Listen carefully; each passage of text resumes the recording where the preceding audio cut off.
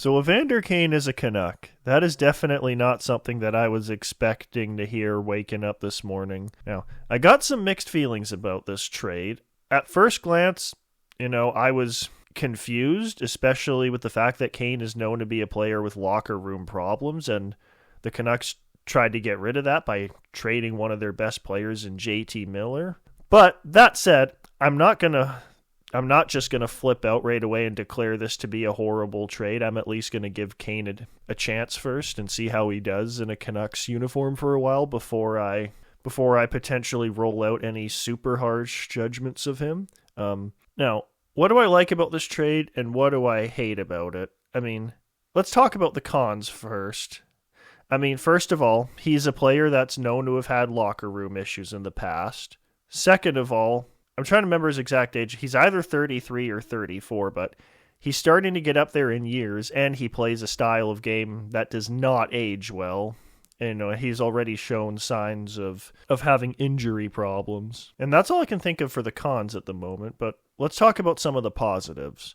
Now, he only has 1 year left on his contract, so even if things work out absolutely horrible, it's not like they're stuck with him long term. It's not like the Canucks traded for another Oliver Ekman-Larsson. And second of all, this ties into the first point, but he's on a contract year, and as we all know, when players are playing for a contract, they tend to be extra motivated. So I think there's a decent chance Kane could see some offensive improvement just based on the fact that he's going to be motivated to play for a contract and his final contract. So I'm hopeful about that.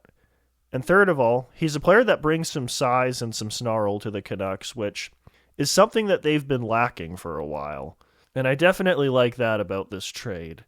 But yeah, I think if Kane can play to his potential, if he can stay healthy, and if he's not too much of a problem in the locker room, I think he could be a very, very ideal winger for Elias Pettersson. He's had some character problems in the past, but I have seen some Oilers fans online, come out and say that, he's been a good teammate in Edmonton and he's been great in the community and he's not really the same guy that he was in Atlanta and in Winnipeg. So, I really hope the guys that have been saying that are right and it's not just them looking at him through rose-colored glasses. But then again, Edmonton has been a really good team for a while now and they've had quite a bit of success with him. So that makes me somewhat optimistic. And, they only traded a 4th-round pick for him. If they had traded, anything more, say if they had traded a 3rd-round pick or a 2nd-round pick or a 1st-round pick or a decent prospect, then I would be a little more up in arms right now. And if he was on a big, long, expensive contract, then I would be more up in arms right now. But neither of those are the case. That said, I still think there is some potential for this trade to come back and bite the Canucks. But all in all, he's still a good player, and he should hopefully replace some of the offense that they're losing with Besser going out. But anyway, that's all I really have to say about this trade for now. Take care, folks.